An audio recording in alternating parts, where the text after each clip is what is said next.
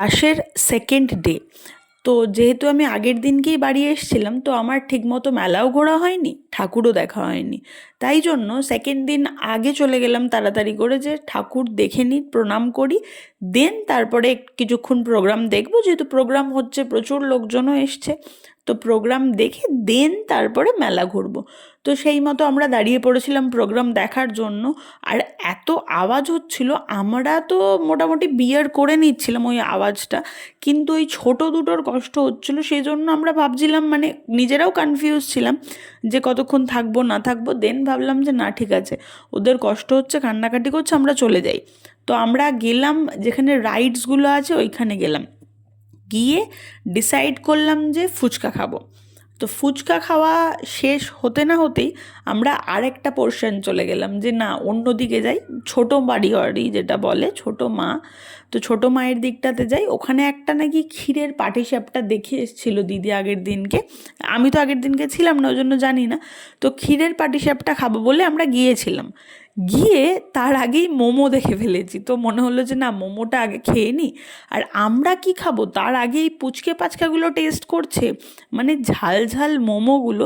বনু তো ঘুমিয়ে পড়েছে, কিন্তু ভাই একবারে টেস্ট করতে রাজা হয়ে গিয়েছে। দেন আমরা একটাই ক্ষীরের পাটিসাপটা নিলাম, এমনি টেস্ট করার জন্য যে কীরকম লাগছে দেখে। তারপরে আমাদের তো খাওয়া মোটামুটি শেষ হয় না, পেট পুজোর সুযোগ পেলে কে আর ছাড়ে আর কি। পাটিসাপটা খেয়ে আমরা আবার চলে এলাম বড় মায়ের দিকটাতে। কি খেতে না, রোল খেতে। তো দিদিরা বসেছিল আর বাচ্চাটাকে আমরা রেখে গেছিলাম কাকার কাছে, মানে এটা সেকেন্ড রাউন্ড ঘোরার বলছি। তো সেকেন্ড রাউন্ড কাকার কাছে রেখে দিয়ে যেহেতু গিয়েছিলাম, তো ওকে নেওয়ার জন্য এই দিকটাই এলাম। ততক্ষণে দেখি মেলা, মানে লোকজন কমে গিয়েছে। তারপর আমরা রোলের কাছে গেলাম, গিয়ে একটু ওয়েট করতে হচ্ছিল, কারণ ভিড় ছিল যেহেতু, সেহেতু বলছিল যে একটুখানি টাইম লাগবে। আমরা মোটামুটি প্ল্যানিং করে নিচ্ছিলাম যে রোল খাওয়ার পর নেক্সট আমরা কিসে অ্যাটাক করব। আর হচ্ছে গল্পও হচ্ছিল, বহুদিন বাদে দেখা, আর কোন রাইডসটা চড়বো সেটাও প্ল্যানিংয়ে ছিলাম। যদিও এইবারে খুব একটা রাইডস কিছু চড়া হয়নি, কারণ টাইম পাইনি ওই আর কি। দেন অবশেষে বাড়ির দিকে আমরা রওনা হলাম, কারণ বাড়িতে গিয়েও আমাদের বহু প্ল্যানিং ছিল। একটা সারপ্রাইজ এইবারে হয়ে গিয়েছিল, দুর্গাপুজোর সময়ও ভোগ পেয়েছি, মা বিন্দুবাসিনীর ভোগটাও এবারে পেয়েছি, কাকা নিয়ে এসেছিলো। তো ওই ঠাকুর না চাইলে হয়তো কিছুই পাওয়া যায় না। তারপরে শুরু হলো আমাদের আড্ডাবাজি। এনার ঘুম যেহেতু হয়ে গিয়েছিল, 1 ঘন্টা কোলে কোলে মেলায় ঘুরিয়ে নিয়েছে, তো ঘুম হয়ে যাওয়ার জন্য এনার ফাজলামো ছিল চূড়ান্ত। আর এনার ভাইয়ের হচ্ছিল ঘুম পেয়ে যাচ্ছিল, সেজন্য আমি তো এই চান্সটা মিস করিনি। আমি জামাকাপড় ছেড়ে তাড়াতাড়ি করে আগে মোবাইল নিয়ে বসে গিয়েছিলাম রেকর্ড করতে। এত ফাজিল হয়েছে, আর আমাদের এখানে এসে কোইন্সিডেন্টলি পেকু পেকু কথাগুলো বলতে শুরু করেছে। ওই জন্য আরও বেশি মজা লাগছে কথা বলতে বলতে। মানে ওই বলে না যে তোতা পাখিরা যেরকমভাবে কথা বলে, তুমি কিছু রিপিট কর, মানে বলো, তারা সেগুলো রিপিট করে। এর ক্ষেত্রেও সেমই হয়েছে। একে তো দেখতে পুতুলের মতো, তো যা বলা হচ্ছে সেটাকে উনি আস্তে আস্তে রিপিট করছে।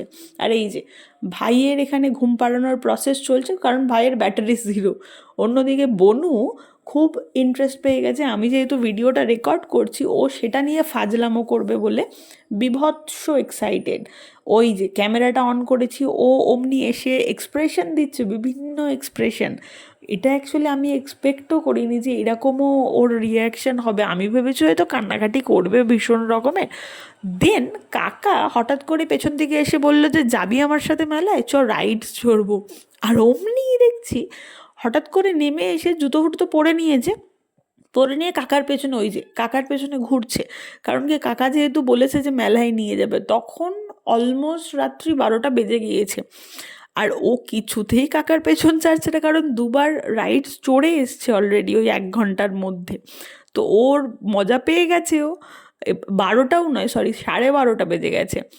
তো দৌড়াদৌড়ি মোটামুটি লেগে গিয়েছে। আর কাকা একটুখানি ফাজলামো করার হ্যাবিট আছে, তো কাকা মোটামুটি ইরিটেট করে দিয়েছে অলরেডি। দেন যখন ও জুতো টুতো পরে এই যে কাছে গেল, তখন বললো যে না, অনেক রাত্রি হয়ে গেছে, আর যাওয়া যাবে না, ব্যাস। তখনই এই এনার রাগ হয়ে গিয়েছে। তো এনার রাগ ভাঙানোটাও একটা ঝক্কি ছিল, বাট ঠিক আছে, সেটা আমরা অ্যাকমপ্লিশ করে নিয়েছি। তারপর শুরু হলো আমাদের গল্পের পালা। এতদিন বাদে দেখা হয়েছে, গল্প তো হতেই হবে। এই পুচকু দুটোকে মোটামুটি, ভাই তো মাঝ ঘুমে চলে গিয়েছে, বোনকেও ঘুম পাড়ানো হচ্ছে। ছোটো পিসিরা বললো যে যাস না তুই ঘুমোতে, দাঁড়া একটুখানি আমরা গল্প করি, দেন তারপরে যাবি। তো সেই মতোই আমাদের শুরু হলো প্রথমে ছোটোবেলার গল্প থেকে, তারপর মেলার গল্প থেকে শুরু করে সব রকমের যত গল্প আছে। দেন আমরা ঘড়ির দিকে তাকিয়ে দেখি 4:30 বেজে গেছে। যখন রাঁকা ঘুম থেকে উঠেছে তখন আমরা রিয়েলাইজ করলাম, বাবা 4:30 বেজে গেছে। এই যে সকালবেলাতেই উঠেই সারপ্রাইজ পেয়ে গেলাম, কারণ ছোটো বন্ধু চলে এসেছিলো, আর আমাদের তো মজাই মজা, পার্টনার বেড়ে গেছে আরেকজন।